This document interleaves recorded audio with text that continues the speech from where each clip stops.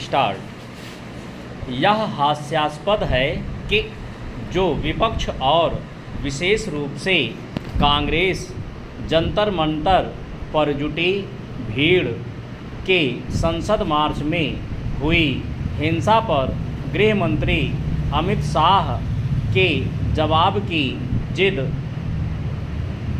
पकड़े थी, वह अचानक उनका जवाब सुनने में आनाकानी करती हुई दिखाई देने लगी।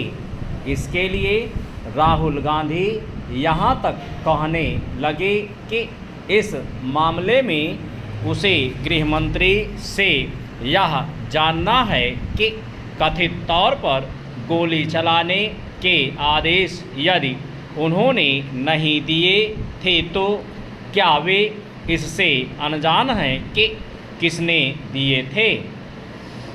क्या इससे बेतुकी बात और कोई हो सकती है? क्या राहुल गांधी यह कहने की कोशिश करते नहीं दिखते कि इस मसले पर गृह मंत्री वही जवाब दें जो वे सुनना चाहते हैं? हैरानी नहीं कि कल को वे यह कहते दिखाई दें कि सरकार को विपक्ष के सवालों के जवाब में जो कुछ बोलना है वह इसका निर्धारण खुद करेंगे।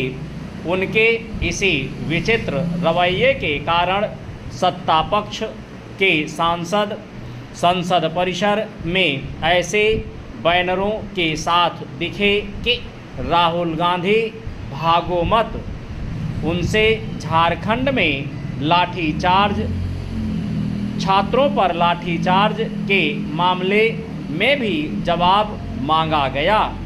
यह स्थिति यही रेखांकित करने वाली है कि संसद में किसी भी विषय पर गंभीर चर्चा के लिए स्थान किस तरह लगातार कम होता जा रहा है। संसद में सड़क जैसी राजनीति होना दुर्भाग्यपूर्ण है। विपक्ष यह धारणा सी बात समझने के लिए तैयार साधारण सी बात समझने के लिए तैयार नहीं कि संसद में हंगामा करने से वह केवल अपना अहित ही नहीं करता बल्कि सत्ता पक्ष का काम आसान करता है और उसे जवाबदेह बनाने की अवसर भी गंवाता है। विपक्षी दलों को यह नज़र आना चाहिए कि उनके हंगामे के बाद भी कई विधेयक पारित होते जा रहे हैं। क्या इसका सीधा मतलब यह नहीं कि विपक्ष की दिलचस्पी यह जानने समझने में कतई नहीं कि किसी प्रस्तावित कानून में क्या प्राविधान किए जा रहे हैं? चंद यह ठीक नहीं कि संसद में विधेयक बिना चर्चा के पारित हो जाए, लेकिन ऐसा हो रहा है। इसके लिए विपक्ष ही अधिक जिम्मेदार है।